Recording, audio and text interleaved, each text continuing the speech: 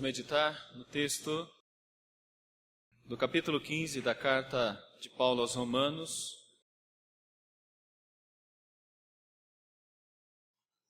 versos de 22 a 29. Na versão atualizada diz assim: Esta foi a razão porque também muitas vezes me senti impedido de visitar-vos. Mas agora, não tendo já campo de atividade nestas regiões e desejando há muito visitar-vos, penso em fazê-lo quando em viagem para a Espanha. Pois espero que, de passagem, estarei convosco e que para lá seja por vós encaminhado, depois de haver primeiro desfrutado um pouco a vossa companhia. Mas agora estou de partida para Jerusalém, a serviço dos santos, porque aprouve a Macedônia e a Acaia levantaram uma coleta em benefício dos pobres dentre os santos que vivem em Jerusalém. Isto lhes pareceu bem, e mesmo lhes são devedores, porque se os gentios têm sido participantes dos valores espirituais dos judeus, devem também servi-los com bens materiais. Tendo, pois, concluído isto e havendo-lhes consignado este fruto, passando por vós, irei à Espanha. E bem sei que, ao visitar-vos, irei na plenitude da bênção de Cristo. Obrigado, ó Pai, por mais esse momento, junto com os nossos irmãos, mas acima de tudo, ó Pai, contigo. Orienta-nos com teu Santo Espírito e nos ajude, ó Pai, na exposição da palavra. Rogamos isto no nome do teu santo e amado Filho Jesus. Amém. Você conseguiu concluir ou concretizar todos os objetivos que estabeleceu no início do ano de 2015? O ano terminou recentemente. Você pode fazer uma lista e fazer um checklist a respeito das coisas que você conseguiu concluir. Se a sua lista ela está um tanto quanto que defasada, é sinal que talvez alguns contratempos aconteceram ou talvez que você não levou tão a sério a sua lista. Então, quando nós iniciamos um ano, e é sempre bom e é costume, inclusive nesta igreja, do púlpito se ouvir algumas coisas referentes a um ano que se inicia, as nossas metas, os nossos objetivos, como já foi no culto do dia 31 de dezembro para o dia 1º, que passamos aqui na igreja falando sobre as metas da nossa igreja, que automaticamente são metas individuais e metas coletivas.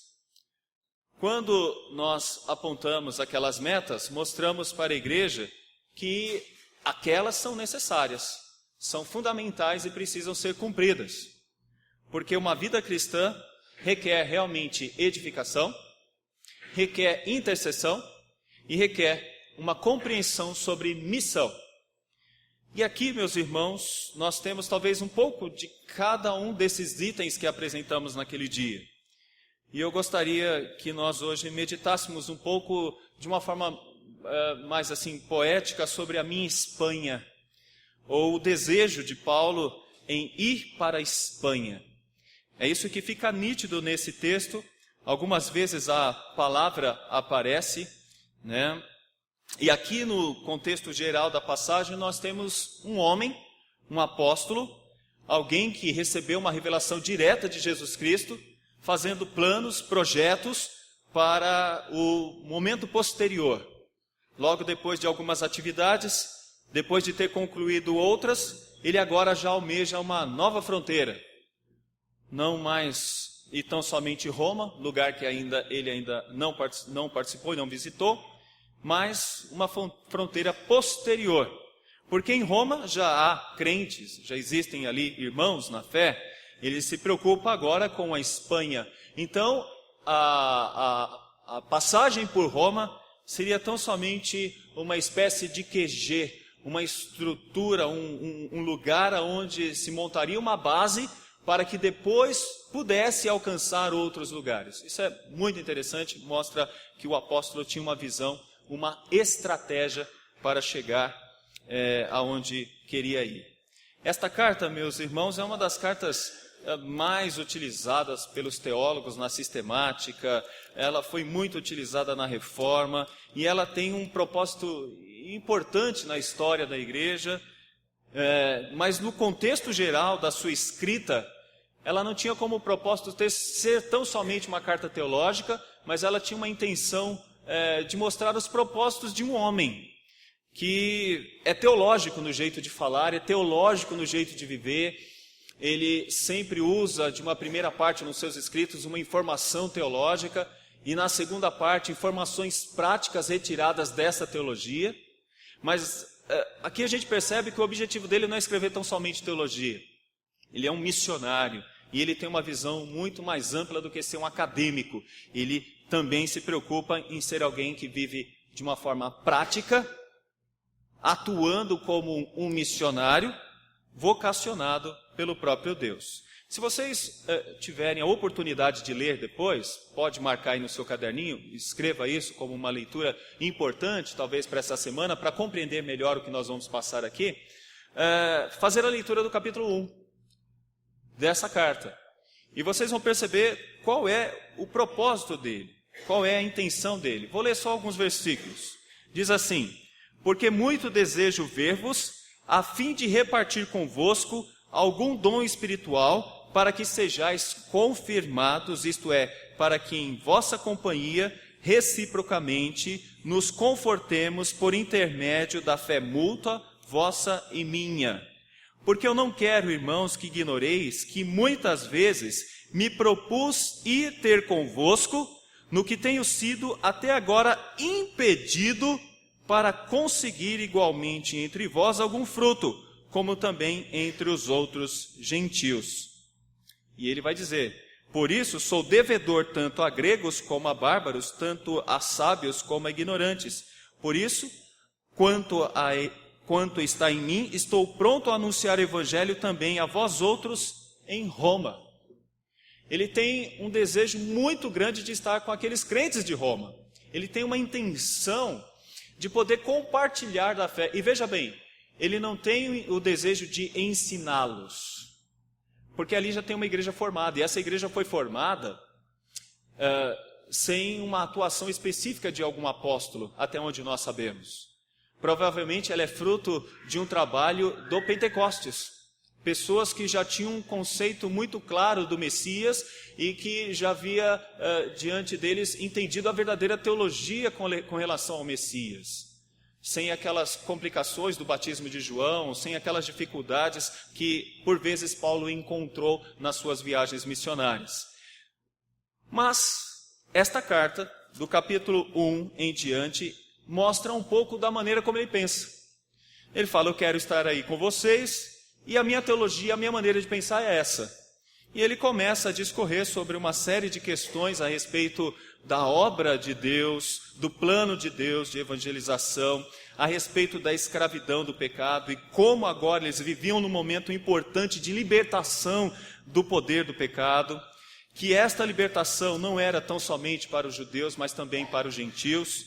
E ele vai discorrendo sobre isso, vai falando e vai tratando sobre isso, até chegar no capítulo 11, onde parece que há uma espécie de tempo com relação à teologia, pois ele já falou tudo que haveria de falar. Ele falou sobre a questão da predestinação, sobre o amor de Deus para com os seus eleitos, e ele termina essa primeira parte com um hino de louvor: ó profundidade da riqueza, tanto da sabedoria como do conhecimento de Deus, quão insondáveis são os seus juízos e quão inescrutáveis os seus caminhos. Quem, pois, conheceu a mente do Senhor e quem foi o seu conselheiro? Ou quem primeiro deu a ele para que ele venha a ser restituído? Porque dele, por meio dele e para ele são todas as coisas, a ele, pois, a glória eternamente. Amém. Meus irmãos, Paulo fica tão feliz em poder dividir aquilo que ele recebeu, o evangelho, com outros que não são da descendência dos judeus, que ele faz, no final dessa parte, um canto de louvor, de adoração. Ele está muito feliz com essa oportunidade. E depois de aplicar toda essa parte teológica, ele vai dizer como que as pessoas deveriam viver. E aí o capítulo 12, o capítulo 13, o capítulo 14 e o capítulo 15. No capítulo 15, ele demonstra um pouco sobre a missão entre os gentios. Como os gentios são beneficiados nesta época. Olha o que diz o verso 9 do capítulo 15. E para que os gentios glorifiquem a Deus por causa da sua misericórdia, como está escrito: por isso eu te glorificarei entre os gentios e cantarei louvores ao teu nome. Então, Paulo está feliz em poder compartilhar do evangelho para um povo que não era povo, para um povo que não pertencia ao povo de Israel. Ele está feliz porque isto não somente salva pessoas, o evangelho não somente abençoa pessoas, mas o propósito fundamental do evangelho é glorificar o nome de Deus. E é daí que nós encontramos a alegria de Paulo. Ele sabe que Deus está sendo glorificado também pelas igrejas gentílicas. E a igreja aos romanos é uma dessas que compõe aí entre judeus e gentios, e dessa forma ele está muito feliz em poder almejar chegar entre esses irmãos, poder pregar o evangelho lá, poder compartilhar da alegria e da companhia daqueles crentes. Paulo, ele diz que teve um ministério específico, e é isso que ele se propõe a explicar nessa carta. Dos versos de 14 em diante, ele diz que o seu ministério é para atingir os gentios. E se você olhar no capítulo 9 do texto de Atos dos Apóstolos, do livro de Atos dos Apóstolos, vocês perceberão isso, que ele é chamado para pregar entre os gentios. E ele está bem consciente do seu chamado, ele está bem ciente de que ele é chamado para ser ministro de Cristo entre os gentios, no sagrado encargo de anunciar o evangelho de Deus, de modo que a oferta deles seja aceitável, uma vez santificada pelo Espírito Santo. Então Paulo tem uma alegria muito grande em poder pregar o evangelho, poder anunciar o evangelho para povos que ainda não o conhecem. E não é à toa que no verso 22 ele diz isso aqui: esta foi a razão porque também muitas vezes me senti impedido de visitar-vos. Sabe quando alguém é muito ocupado? Ocupado porque tem sentido a sua ocupação. Porque muitas pessoas dizem que são ocupadas, mas talvez não tenha tanto sentido assim. Por exemplo, é muito estranho alguém reclamar e dizer que não tem tempo para fazer muitas coisas, porque fica 8 horas no Facebook ou 4 horas no Facebook. Com certeza não vai ter muito tempo mesmo. Esses meios de comunicação, essas coisas que nós observamos aqui e acolá, eles servem para que a gente possa usá-los bem. Mas quando usamos mal, estas coisas tiram o nosso tempo, tiram a nossa tranquilidade, tiram a nossa maneira de conviver uns com os outros. Paulo não podia ir a Roma, porque na verdade ele estava muito ocupado evangelizando toda aquela região da Ásia Menor. Ele tinha desejo de estar lá, mas por várias vezes ele não pôde, porque quando ele terminava um trabalho, ele tinha outro para fazer. Quando ele terminava uma ação missionária, começava outra do outro lado. E é assim que vivia Paulo. Mas agora o trabalho está terminando. Olha o que diz o verso 23. Não tendo já campo de atividade nestas regiões e desejando há muito visitar-vos. Agora sim, não temos mais atividades. Ele já se sente um tanto quanto que satisfeito. Igrejas, tantas que foram plantadas através do seu trabalho, tantas almas convertidas, tantas pessoas sendo batizadas e amparadas pelo poder do Espírito Santo. Ele entende bem o seu ministério, ele sabe que ele deve pregar a outros povos. E se nesses lugares já havia igrejas montadas com líderes autoctones, ele já tinha ali um grupo que liderava e que trabalhava, agora cabe ao apóstolo, ao teólogo, ao missionário ir além. Não vou ficar somente aqui não, vou para outra região, vou para a Espanha. Meus irmãos, a Espanha é o seu desejo, é o seu almejo, é isso que ele fala, verso 24. Penso em fazê-lo quando em viagem para a Espanha.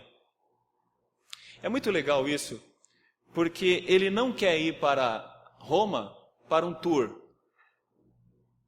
Ele quer ir para Roma, vendo Roma da seguinte maneira: um campo estratégico, uma base, para que dali ele possa ir para a Espanha. Ele fala várias vezes e deixa isso bem claro, de passagem. De passagem. Mas Roma era uma das cidades mais bonitas do império. Aliás, a cidade mais bonita do império. Toda a intelectualidade da época se voltava para Roma. A estrutura mercantil, econômica, os princípios da lei, estava toda em Roma. Roma era atraente. Não é à toa que o ditado diz: todos os caminhos levam a Roma. Mas é engraçado que esse homem não está deixando se levar por Roma, como muitos se deixam se levar por Nova York. Ele está olhando para um outro lugar. Uma província do Império Romano chamada Espanha. Porque já em Roma tem uma igreja, então não tem tanto sentido ele trabalhar em Roma. Lá já tem crentes, já tem pessoas trabalhando. O objetivo dele é ir além, ele quer ir para a Espanha. E na Espanha ele objetiva pregar o Evangelho, estabelecer uma igreja ali, e ele conta com o apoio da igreja de Roma. Olha o que diz o verso 24 ainda. Pois espero que de passagem estarei convosco, e que para lá seja por vós encaminhado, depois de haver primeiro desfrutado um pouco da vossa companhia. Paulo, ele quer que os romanos, ou os cristãos de Roma, possam ajudá-lo nesse novo intento, que é um intento missionário, é um intento de pregar o Evangelho para outros povos. Meus irmãos, antes disso ele tem algumas tarefas. Olha só o que ele diz no 25. Mas agora estou de partida para Jerusalém, a serviço dos santos. Ele está escrevendo uma carta, ele não está conversando diretamente com estes irmãos. Ele escreve uma carta, e olha que carta ele escreveu. Imagina quanto tempo ele gastou escrevendo essa carta. Uma enorme carta. Não é à toa que era muito importante os copistas, para que essas cartas pudessem alcançar tantas e tantas outras igrejas. Mas ele escreve essa carta e diz assim: agora estou de partida para Jerusalém a serviço dos santos, porque aprove a Macedônia e a Acaia, outras igrejas daquela região, levantar uma coleta em benefício dos pobres dentre os santos que vivem em Jerusalém. Provavelmente Jerusalém está passando por uma grande seca, uma grande dificuldade econômica, e alguns irmãos do outro lado, aprendendo a viver como deve ser vivido o Evangelho, eles se sentem na responsabilidade de ajudar aqueles crentes com ofertas em dinheiro para poder apoiá-los. E ele está com essa oferta, ele precisa levar. E aí, no verso 27 ele diz, é um espírito de gratidão que os motivou, vou levar isso. Verso 28, tendo pois concluído isto, e havendo-lhes consignado este fruto, passando por vós, irei à Espanha. E bem sei que ao visitar-vos irei na plenitude da bênção de Cristo. Agora observe isso. É um projeto, é um plano e é uma intenção. Mas é interessante também observar que Paulo já não está dando o final. Ele tem o projeto, ele tem o plano. Mas olha o que diz o verso 30. Rogo-vos, pois, irmãos, por nosso Senhor Jesus Cristo e também pelo amor do Espírito, que luteis juntamente comigo nas orações a Deus a meu favor, para que eu me veja livre dos rebeldes que vivem na Judéia, e que este meu serviço em Jerusalém seja bem aceito pelos santos. Ele está preocupado. Primeiro, para que Deus o livre dos rebeldes. Segundo, para que o serviço ou a oferta seja bem aceito. E aí o 32, a fim de que, ao visitar-vos pela vontade de Deus, chegue à vossa presença com alegria e possa recriar-me convosco. E o Deus de paz seja com todos vós. Amém. Uma oração. E ele vai dizer, olha, orem comigo para que isso aconteça. Ore comigo para que isso seja uma realidade. Aqui está, meus irmãos, um dos pontos importantes deste ano para esta igreja. Intercessão. Intercessão. Esta igreja pode abençoar a vida de muitas pessoas. Esta igreja pode ser uma bênção na vida de muitos e muitos irmãos e irmãs, de crianças, de adolescentes, de jovens, de adultos, de pessoas da terceira idade. Mas não somente com um monte de atividades. Não somente com uma agenda superlotada, tendo atividades de ponta a ponta. Esta igreja será uma bênção se nós entendemos que no espírito missionário há um espaço fundamental para a intercessão e para a oração. Não é à toa que nós vamos começar amanhã uma semana na qual vamos dedicar toda ela para orar e buscar a presença do nosso Deus, para que os seus intentos sejam de fato cumpridos em nós. Por isso, aqui, meus irmãos, eu gostaria de estabelecer algumas coisas para nós nesta noite com relação a isso que tentei explicar. Primeira coisa, primeira lição, Paulo tem uma visão comunitária e é para isso que serve a igreja. Ele tem um monte de propósitos, ele tem um monte de sonhos, mas ele faz questão de compartilhar isso com a igreja aos romanos. Ele não fica com isso para si. Você percebeu que algumas pessoas geralmente fazem alguns planos e guardam aquilo só para ela? É claro, tem algumas coisas que são muito particulares, a gente não pode ficar dividindo com muita gente. Mas é interessante que numa vida comunitária como uma igreja, muitas coisas nós temos que saber, para que a gente possa ajudar um ao outro em oração. Paulo faz questão de dizer, para que lutemos juntos em oração. Ele tem uma visão de igreja, de comunidade, de um povo que anda junto. Nós não podemos ser um povo dividido, nós não podemos ser um povo fragmentado. Paulo, ele está sozinho nessa luta. É claro, ele tem os seus companheiros, mas ele faz questão de compartilhar os seus intentos, os seus projetos e os seus planos. Provérbios 15, 22 diz assim: onde há conselho, fracassam os projetos, mas com os muitos conselheiros há bom êxito. Meus irmãos, é assim muitas vezes, compartilhando e dividindo as nossas ações e posições, as nossas necessidades, as nossas fraquezas, os nossos projetos, é que nós podemos ter uma resposta do nosso Deus, pois Deus é um Deus de comunidade. Ele salva a igreja, Ele salva um povo para si. Nós não podemos viver dentro de um individualismo que só nos prejudica.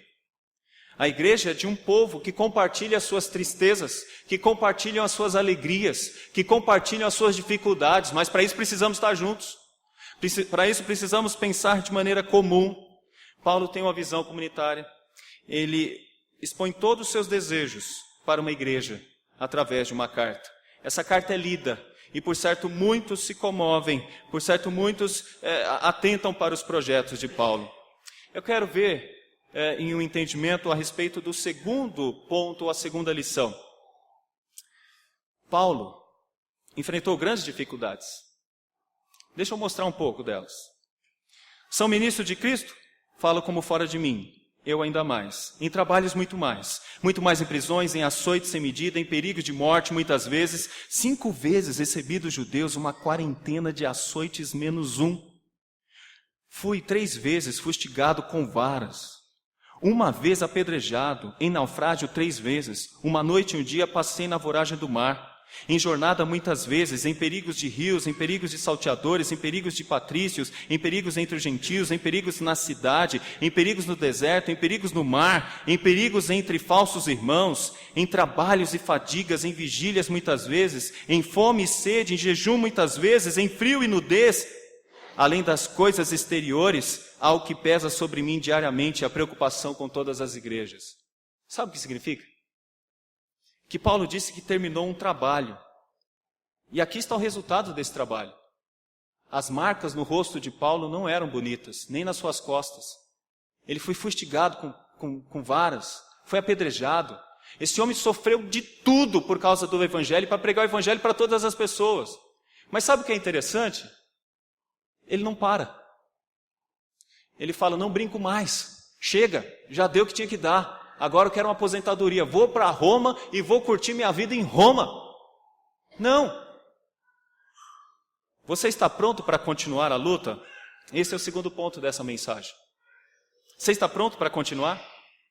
Você pode dizer para mim, pastor, esse ano foi difícil demais, esse ano eu tive tantas dificuldades, o ano que passou, aliás, foi tão complicado, eu tive tantas lutas e tantos problemas, pastor, o senhor não sabe o que eu passei. A minha pergunta é, você está pronto para mais lutas? Porque pode vir. Mais dificuldades podem surgir, mais lutas podem aparecer. Claro, nós acreditamos num Deus que pode nos livrar das lutas e das dificuldades. Mas aqui eu quero falar principalmente do trabalho de Paulo. Ele sabe que ir para a Espanha é perigoso. Ir para a Espanha tem dificuldades e tem lutas. Mas ele não faz corpo mole. Ele continua a posição dele de querer trabalhar e de querer servir a Deus com a vida dele. Ele faz questão de dizer, eu tenho ainda muito o que fazer. Veja bem, almejar aposentadoria é bom, almejar férias é bom, mas desde que você possa entender que tem muitas coisas ainda para serem feitas. E se Deus está te dando força e vigor nos seus braços, saúde, se Deus está te dando uma mente, significa que você pode fazer muito mais.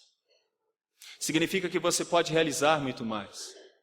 Longe de nós aquela ideia de aposentar e ficar em casa assistindo novela. Desculpa quem assiste novela. Mas longe de nós aquela ideia de vale a pena ver de novo 4 vezes. Longe de nós aquelas coisas tão típicas de assistir filminhos à tarde. Longe de nós aquela história de ir pescar. Você pode pescar, você pode até assistir um filminho, mas se a sua vida, depois de uma aposentadoria, é isso, você não está entendendo o que é um pensamento paulino. O pensamento paulino é, o que eu posso fazer agora? O que eu posso fazer para ajudar outras pessoas a conhecer o Evangelho? Tome cuidado com você que diz assim, eu já estou velho, pastor, eu tenho, tudo que eu tinha de fazer eu já fiz. Toma cuidado. Se você olhar bem, muita coisa ainda pode ser feita. Eu fico muito feliz nesse ano com algumas irmãs já de certa idade fazendo um curso de assistência a pessoas que estão nos hospitais. Fazendo um curso de assistência a pessoas que precisam ser visitadas. Eu acho isso maravilhoso. Porque algumas dessas irmãs poderiam ficar em casa assistindo a novela. Algumas dessas irmãs poderiam ficar em casa pegando aquelas revistas, contigo, comigo, consigo, e fazendo tudo aquilo, e achar que aquilo, isso é vida. Saber o que aconteceu com a atriz tal. Ela se separou. Saber o que aconteceu, o ator tal, comprou um carro novo. Que vida mais fútil. Longe de nós, aquele pensamento de algumas pessoas que dizem assim, eu quero ganhar na loteria e viver uma vida tranquila. Esse nunca foi o pensamento de Paulo. O pensamento de Paulo é, o que eu posso fazer agora? Se já nessa região está todo mundo evangelizado, tem um lugar, chama Espanha, vou para lá. Esse é o segundo ponto que eu gostaria de mostrar para vocês. Você está pronto para continuar a luta? Paulo está mais preocupado com a sua carreira cristã. E você, está preocupado com a sua carreira cristã? O que você fez para Deus no ano de 2015? O que você fez para a glória de Deus no ano de 2015? Se você acha que o que você fez já é muito, tome cuidado. Porque enquanto nós estivermos aqui, o objetivo é fazer muito mais para a glória do nosso Deus. A terceira coisa que eu queria que nós entendêssemos é que esse texto é um grito contra a preguiça. Observe isso. Paulo poderia dizer o seguinte, eu estou cansado agora.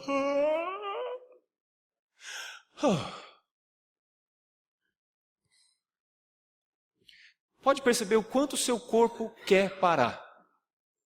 Pode perceber o quanto a sua mente não quer funcionar.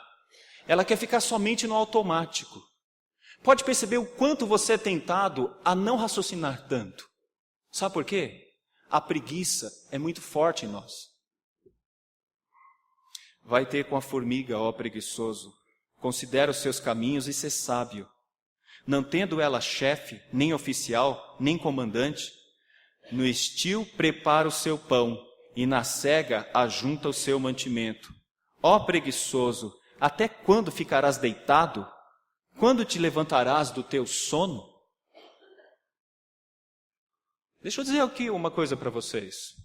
Tem um curso de teologia nesta igreja. Não fique com aquela história, eu já estou cansado, não vou conseguir. Tente. Eu já tenho idade, pastor. Vença a sua idade. Eu já fiz o curso. Agora tem hebraico e grego. Faça hebraico e grego. Eu já não preciso mais participar de estudo bíblico, porque eu já tenho uma vida tão boa, sou tão inteligente, eu leio as institutas, eu leio Berkhoff, eu leio... Algumas pessoas se acomodam com algumas coisas e ficam num estado de preguiça constante, sem querer progredir mais. Então deixa eu colocar uma meta para você em 2016. Vença o desânimo, vença a preguiça e faça mais. Porque esse texto mostra um homem que foi fustigado com varas, foi apedrejado, passou no naufrágio. Esse homem poderia ter artrose, artrite, tudo quanto é tipo de coisa. A diabetes, poderia ter tudo. Mas ele está olhando para um outro lugar. Ele está olhando para a Espanha. A minha pergunta é, para o que você está olhando para 2016?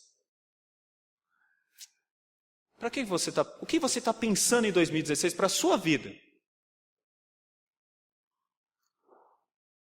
A quarta coisa, projetar e fazer planos é muito bom, é divino. Planeje. Planeje sempre, pois o nosso Deus é um ser que planeja.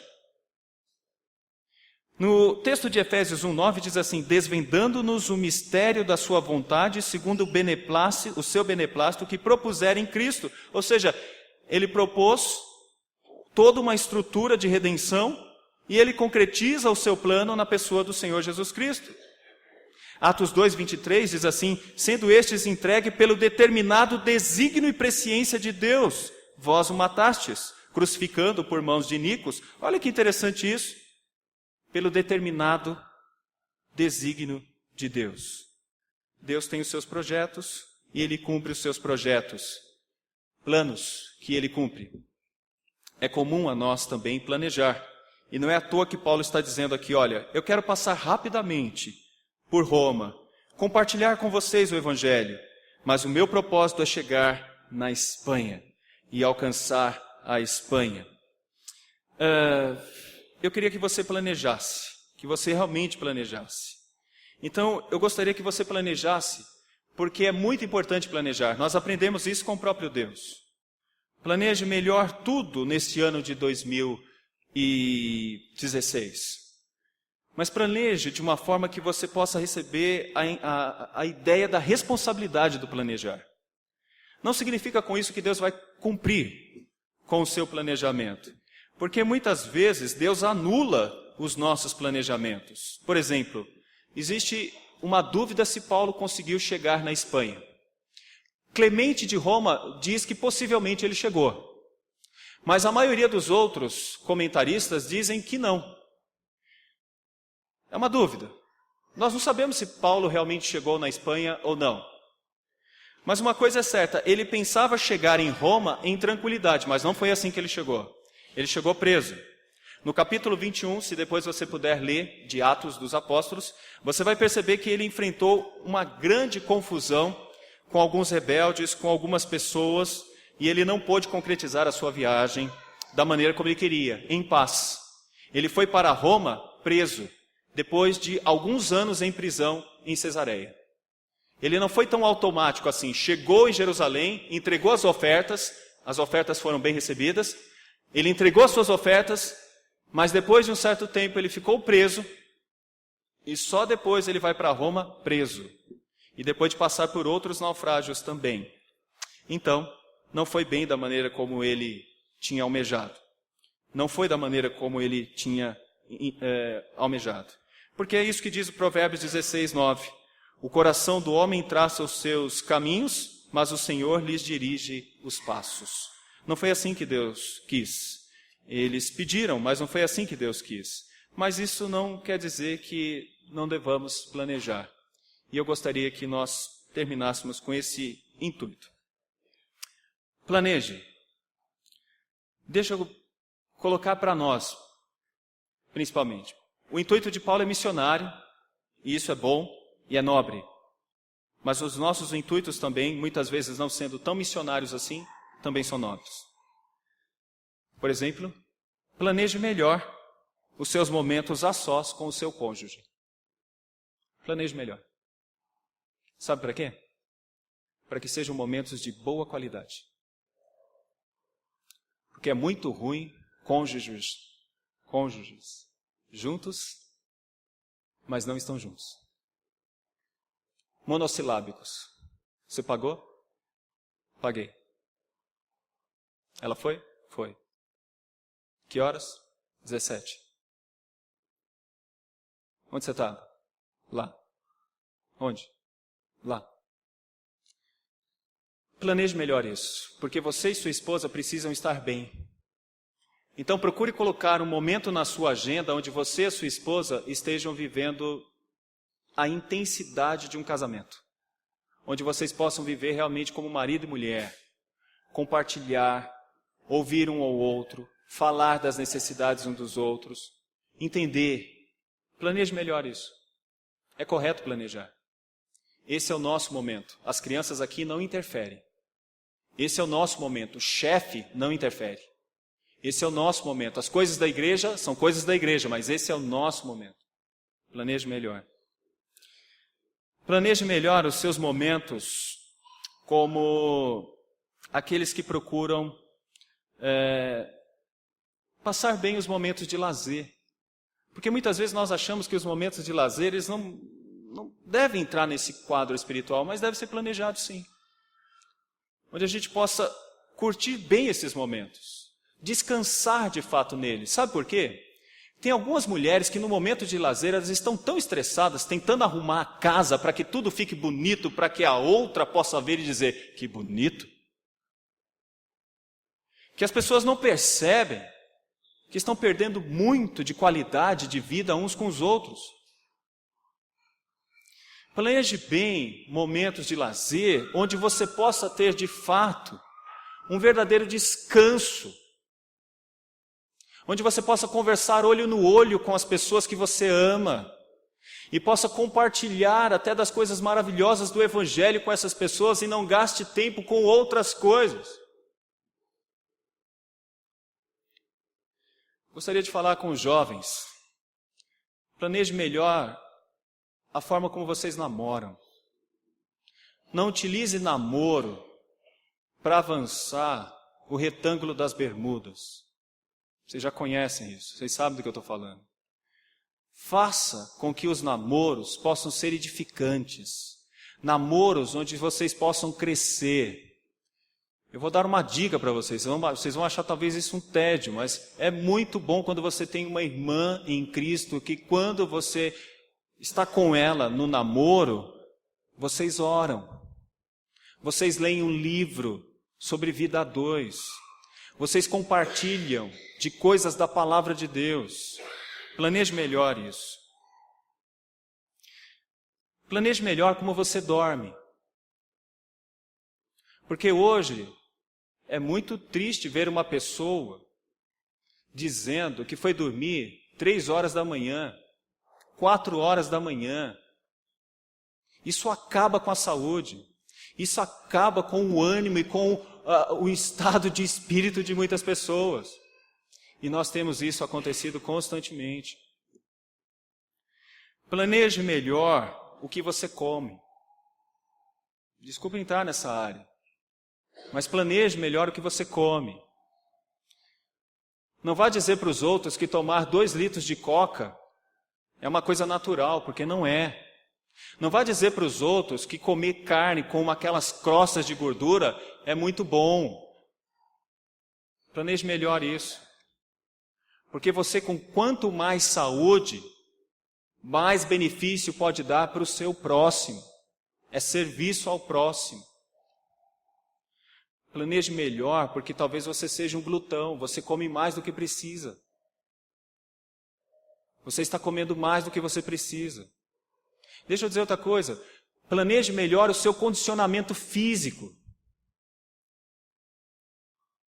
Não me venha dizer, eu tenho uma pochete. Isso aqui é um estereótipo. Não venha. Planeje melhor. Cuide disso. Cuide. Não estou dizendo que alguns não têm uma tendência, pode ter a tendência, mas a gente tem que lutar para ter o mínimo possível de uma estrutura física condizente. Mas eu quero terminar pedindo para que você planeje melhor a sua vida missionária. E é isso que a gente vê em Paulo. Paulo está preocupado com a missão. Então deixa eu dizer uma coisa para você. Planeje melhor como você vai atingir outra pessoa com o Evangelho. Planeje melhor como que você vai abençoar outra pessoa com o seu testemunho. Planeje melhor como que você vai poder utilizar um texto bíblico para alcançar outras pessoas. Planeje melhor como que você pode ser um missionário no seu emprego, que é um grande desafio. Planeje melhor como você pode ser uma referência cristã na sua Espanha. E talvez a sua Espanha esteja na carteira ao lado. Talvez a sua Espanha esteja na bancada ao lado. Talvez a sua Espanha esteja no prédio onde você mora. E você precisa estar melhor preparado para poder abençoar a vida dessas pessoas. Porque a gente se prepara para tantas coisas muitas vezes, mas não nos preparamos para sermos missionários. Aprenda mais, entenda mais de Deus, compreenda a sua revelação, a sua maneira de ser. E entenda que essa mesa, da qual estamos participando nesta noite, nos chama para vivermos em missão. Qual é a sua Espanha? Eu tenho as minhas. Saia daqui pensando nas suas. E saiba lutar para vencer tudo e chegar nela, se Deus assim quiser. Que Deus nos abençoe.